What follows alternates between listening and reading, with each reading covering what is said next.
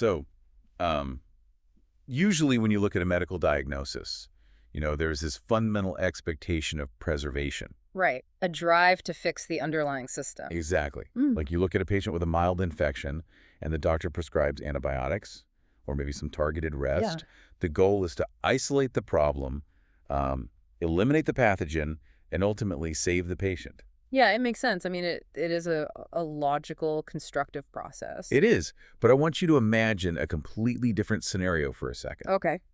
Imagine a doctor who walks into a room, looks at a patient with that exact same mild infection, and decides that the only rational, like mathematically sound cure is to lock the doors, seal the vents, and burn down the entire hospital with everyone inside. And critically, that doctor locks themselves inside the building as well, Right. along with the medical staff, the healthy visitors, and the infants in the maternity ward. Yeah, It is a complete inversion of the concept of healing. It just morphs it into this doctrine of absolute eradication. And that mindset, that specific, terrifying flavor of apocalyptic triage is what we are exploring in our deep dive today.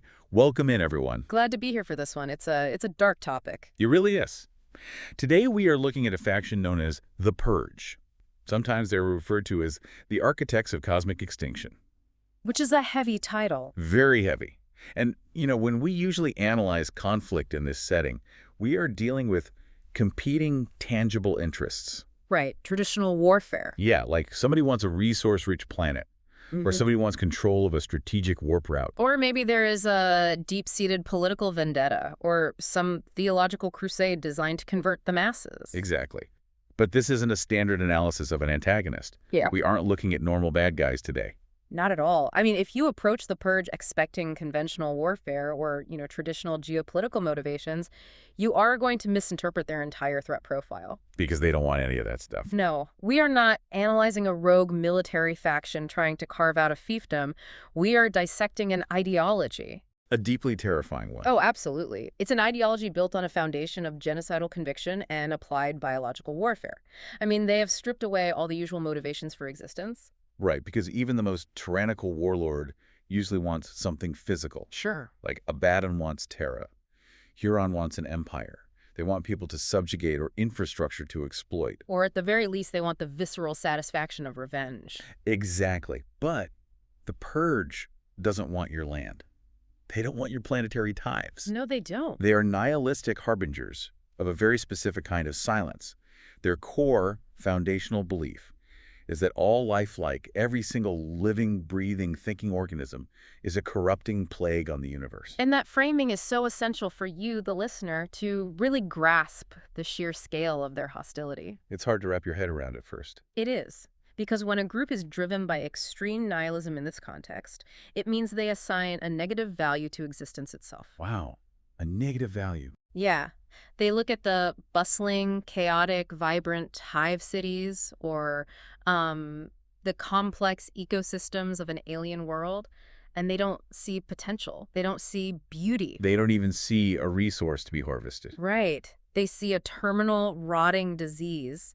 To them, life is the infection. Which means the standard rules of engagement are entirely useless. Completely useless. I mean, you can't negotiate with an enemy that doesn't want anything you have. No, what could you possibly offer them? Exactly. You can't offer them a treaty, you can't buy them off with tribute, and you certainly can't appeal to their humanity or their sense of self-preservation. Because they don't have either of those things. Right. To them, the simple metabolic fact that you are converting oxygen to carbon dioxide is the cosmic crime they are attempting to solve. It's chilling. You just cannot deter a force that views its own eventual destruction as a necessary phase of the mission. But, a philosophy this utterly devoid of compromise doesn't just manifest in a vacuum. No, it takes time to brew. Right. You don't just spontaneously decide one morning that the entire galaxy requires sterilization. Well, not usually, anyway. True. But the pathology of the Purge has a very specific incubation period. And looking at their origins presents a rather jarring paradox regarding who they used to be. This is where their history gets truly fascinating. Yeah.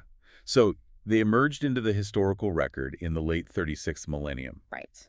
The exact details are murky, mostly just grim speculation from the sources. But there is a strong consensus that they are an extremist offshoot of the Death Guard Legion. And that is the detail that completely recontextualizes them. Oh, totally. Because they were once loyalists. Yes. They were space marines, Mhm. engineered, conditioned, and sworn to be the ultimate protectors of humanity. And we really have to examine the psychological architecture of a loyal space marine to understand how it collapses into this specific brand of nihilism. This is not a small leap. No, it's massive. Yeah. And Astartes is subjected to profound hypno-indoctrination. Their entire mental framework is built around duty, order, and the relentless purging of corruption. You know, the alien, the mutant, the heretic. They are essentially the immune system of the Imperium. Exactly. They are the white blood cells. But wait, if they started out as loyal soldiers dedicated to order, isn't their current genocidal goal just the logical endpoint of the Imperium's own zero-tolerance policy on corruption? That is a very interesting way to look at it. I mean, the Imperium already exterminates entire planetary populations if they find, even a hint of chaotic taint. Oh, without hesitation. So did the Purge actually betray their core programming? Or did they just follow the Imperium's original rulebook to the most extreme literal interpretation possible? Well, that right there is the crucial friction point. Yeah. The Imperium's hypocrisy is actually what keeps it functioning. Okay, unpack that for me. So, the Inquisition will burn a world to save a system, right? But they still fundamentally believe the system is worth saving. Right. They want the Imperium to survive. Exactly. They tolerate a baseline level of systemic rot because they have to. The Purge, however, stripped away that hypocrisy. Oh, I see. If your conditioning demands absolute crystalline purity, and you're deployed into a galaxy that is fundamentally messy, Very messy. bureaucratic, unjust, and constantly decaying, you are going to experience a catastrophic cognitive dissonance. It's the realization that the system you are fighting to protect is generating the very corruption you are trying to destroy. Precisely. It's like you're bailing water out of a boat that is entirely made of holes. That's a great way to put it. And most who face that realization either double down on their blind faith or they fall to chaos out of temptation. Right. Seeking power to fix the unfixable. Exactly. But the Purge did neither of those things. They took a third option. They did. They didn't fall to temptation. They fell to despair. Wow. Their rigid, unyielding demand for purity broke their minds. They looked at the galaxy and concluded that the dirt isn't just on the surface. The dirt is baked right into the foundation. So it's inescapable. To them, yes. They believe life inherently breeds ambition. Ambition breeds betrayal. And betrayal breeds chaos. Therefore, life is the root cause. Exactly. Life is the disease. So they didn't actually abandon their post as the galaxy's immune system. They just redefined the host as the infection. That is exactly what happened. They became a lethal autoimmune disease. That is terrifying. In their minds, they hold the ultimate moral high ground. Which is always the most dangerous kind of enemy. Always. I mean, they aren't laughing maniacally while they glass a planet. They are looking down at a world of billions and feeling the grim satisfaction of a janitor finally bleaching a condemned building. Wow, just a chore that has to be done. Yes. Empathy is a vulnerability they entirely excised. Because to feel pity, you must assign value to the victim, right? Precisely. If you truly believe the person in front of you is nothing more than a symptom of a universal cancer, eradicating them isn't an act of malice. It is an act of cosmic hygiene. Exactly. Cosmic hygiene. And this brings us to a really fascinating theological contradiction. Oh, this is my favorite part of the sources we reviewed. It's so weird, right? Because a group, this absolute, in their desire for a sterile, lifeless void, has aligned themselves with the one entity in the warp that represents the exact opposite. Right. They aren't just secular exterminators. The Purge is deeply devoted to Nurgle. Yes, the plague god. And on a surface level, you hear plague god and you see a war band using biological weapons, you think, okay, that makes perfect sense. It seems like a very straightforward pairing.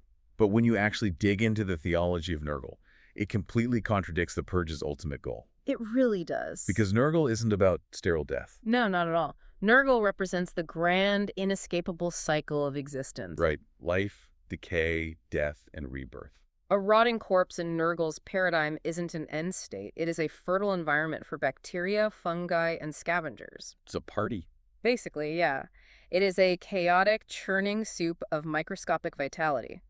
Nurgle is fundamentally a god of life. Just, a very grotesque, pestilent form of it. Exactly. He celebrates proliferation. But the Purge hates proliferation. They despise You it. see all that churning biological soup, and they are disgusted by it. They want absolute, quiet, sterile nothingness. It really is a paradox. It's like someone joining a highly enthusiastic gardening club because they love the club's aggressive weed killer. Okay, I see where you're going with this. But their actual secret goal is to use that weed killer and then pave over the entire community garden with 10 feet of concrete so nothing can ever sprout again. And they are actively using the gardening club's own resources to mix the concrete. Yes, exactly. The theological divergence here is just staggering. I mean, how do you maintain the favor of a deity of pestilent rebirth when you are actively trying to permanently halt the cycle of rebirth? I honestly don't know. The cosmology they've constructed to justify this is just a massive macro-level leap. It really is. Based on the sources, they believe the universe operates in a linear progression that they're trying to force into a hard reset. Right, they break it down into phases, Yeah. Phase 1, the universe is pure and lifeless. which they consider the ideal state. Right. Phase 2, life emerges and inevitably becomes corrupt. Because of course it does. Phase 3, that corruption spawns chaos and endless suffering. The current state of the galaxy. Yes. And finally, Phase 4, the universe must be completely destroyed to be reborn clean. So they have taken Nurgle's microcycle rot spawning new life and stretched it across the entire cosmos. But they've inserted a mandatory epoch of absolute silence in the middle. Exactly. They don't want the rot to immediately spawn a new ecosystem. They want the rot to consume itself until there is nothing left but ash. Just a completely clean slate. Yes. They believe the current iteration of the galaxy is so irreparably tainted that the only path to salvation is universal euthanasia. Which fundamentally changes the nature of their worship, doesn't Oh, it? completely. You look at other chaos factions, prayer is usually a very transactional exercise for personal gain. Very much so. Like, a champion of Khorne wants martial strength. A sorcerer of Siench wants forbidden knowledge. They want to elevate themselves above the mess. Right, but the Purge doesn't pray for personal empowerment. No, they don't. They pray for a mighty pandemic that will consume every sentient being. Wow. They are literally petitioning their god for a tool that will ultimately end everything, including themselves. And the worship of that god. Exactly. It is an incredibly dark form of selflessness. That's a wild way to put it, but it's true. They are not trying to conquer the galaxy to rule it. They are trying to burn it down, fully intending to be in the flames. It really makes you wonder how Nurgle processes this worship. That's a great question. Like, does the plague god care that the intent behind the slaughter is a sterile void? Or is the sheer volume of disease and decay they spread enough to keep him satisfied? Well, the lore suggests that in the warp, emotion, and belief shape reality. Right. The Purge is absolute despair, their relentless, grim determination to spread entropy. It all still feeds the broader aspects of Nurgle's domain. Even if their end goal is anathema to his cycle. Exactly. But, you know, this theological debate isn't just contained to philosophical treatises. Oh, no, definitely not. This belief system demands practical, horrific application. And we have nearly 3 millennia of data from our sources on what that application actually looks like. Yes, we do. 3,000 years of relentless, unyielding warfare. Let's talk about how they actually fight, because it reflects that indiscriminate theology perfectly. It really does. They don't have a specific enemy. They target everyone. Literally everyone. The Imperium, the various Eldari factions, the Tau, the Orcs, and even other forces of chaos. If a planet has a biosphere, it is a valid military target. So how does that change their tactics? Because in any standard strategic analysis, you evaluate a faction's threat level based on their logistical goals. Right. Like, if an enemy wants to conquer a world, they will use ground troops to secure cities and infrastructure. They want the prize intact. Exactly. If they want resources, they will execute surgical strikes to eliminate defenses while preserving the manufacturing base. And even forces that want to subjugate a population will use overwhelming force just to break morale, leaving the populace alive to serve. But when your goal is just nothingness, It changes everything. when you don't need the factories, you don't want the slaves, and you don't care about holding the territory, Your methodology shifts entirely to chemical and biological warfare. which is normally a massive risk. Oh, absolutely. Biological weapons are incredibly difficult to control.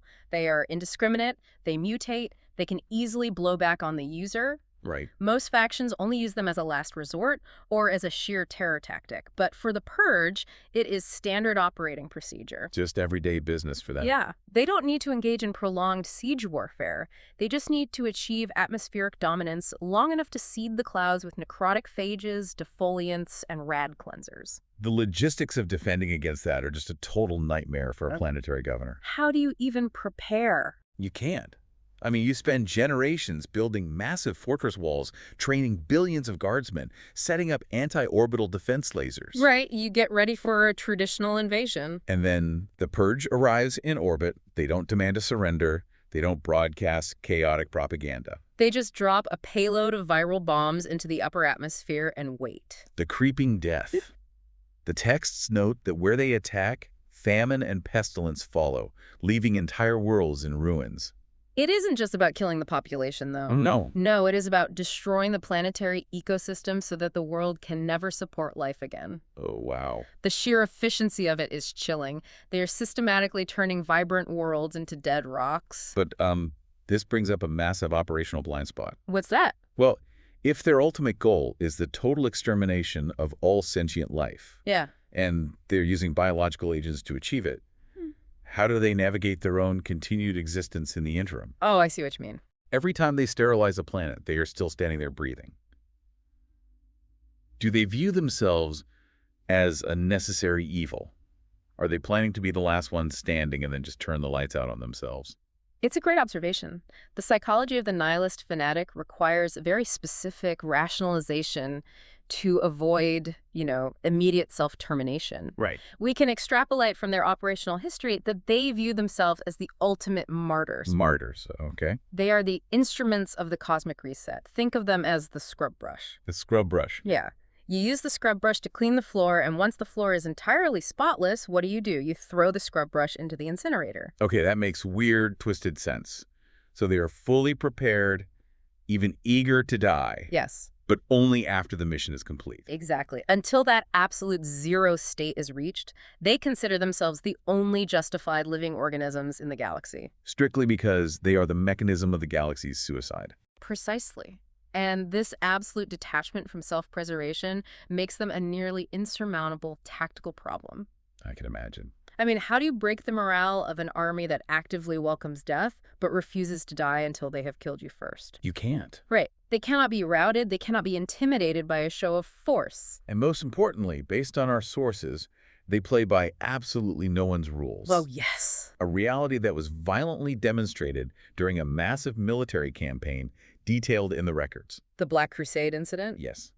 This is the ultimate case study in why you cannot weaponize nihilism. It really is. So, for context for you listening, a Black Crusade is a monumental logistical undertaking. It's massive. It is a rare moment where a powerful chaos warlord manages to wrangle dozens of disparate, hateful warbands, traitor legions, and demonic forces into a single, cohesive military spearhead aimed directly at the Imperium. And that requires delicate alliances and brutal enforcement. Yes, it is a coalition of the damned. The warlord commanding such a force relies on the assumption that despite their varied chaotic allegiances, all these factions share a mutual hatred for the Imperium. And a desire for plunder, glory, or the favor of the dark gods. Right. Mutual benefit is the glue holding the entire crusade together. And during one of these massive campaigns, the warlord enlisted the Purge. A fateful decision. Extremely. Now, they were given a critical tactical assignment, and you can see the logic from a conventional military standpoint. Oh, sure. The Purge is heavily armed, fiercely dedicated, and terrifying. Right. You point them at a heavily fortified Imperial sector and let them go to work. Assuming they share the Crusade's overarching strategic goals. Which, as we've established, they do not. No. The Purge does not care about taking territory or toppling the Imperium to replace it with a Chaos Empire. So instead of executing the vanguard assault they were tasked with, they turned their weapons inward. It's just wild. They initiated a sudden, methodical slaughter of their own allies within the Chaos Armada. The very forces they were supposedly aligned with. Right. They purged the Allied ships, slaughtered the crews, stole a massive command vessel and simply broke formation, flying off into the void to pursue their own separate agenda of universal extermination. The tactical and ideological implications of this betrayal just cannot be overstated. It's huge. Tactically, it likely blew a massive hole in the Crusades' flank, sabotaging a campaign that probably took centuries to organize. And ideologically. It is the ultimate proof of their unyielding conviction. They demonstrated that their mission of absolute extinction overrides all political convenience, survival alliances, or traditional chaotic brotherhood. That is just the ultimate rogue element. You're really... It is the darkest, most twisted version of a rogue HR department. Okay, I have to hear this analogy. Like, you hire a mercenary firm to handle a hostile takeover, right? Yeah. And on day one, they lock the boardroom doors, release neurotoxin into the ventilation system, steal the corporate jet, and fly off to crash it into a volcano. That is painfully accurate. The sheer absurdity of it highlights how dangerous they are. The warlord fundamentally misunderstood the nature of the weapon he was trying to wield. Clearly. He thought he was hiring soldiers with a penchant for chemical warfare. When in reality... He actually invited a virus into his own command structure. Wow. To the Purge, a massive gathering of chaos forces isn't a brotherhood. It is just a highly dense concentration of biological corruption that needs to be cleansed. They looked at this massive armada of their peers and saw the exact same disease they see when they look at an imperial hive world. Yes. A virus doesn't care about your strategic objectives. Right. It doesn't care about the grand narrative of the long war against the false emperor. It just multiplies, consumes, and destroys the host. This absolute detachment from conventional warfare really reveals the true underlying terror they represent. Because they are entirely untethered from the normal parameters of conflict. Exactly. They don't conquer, they don't retreat, they don't ally, they just erase. Which perfectly synthesizes the core theme of what we're looking at today. I think so, yeah. We've traced their origins from disciplined protectors to despairing nihilists.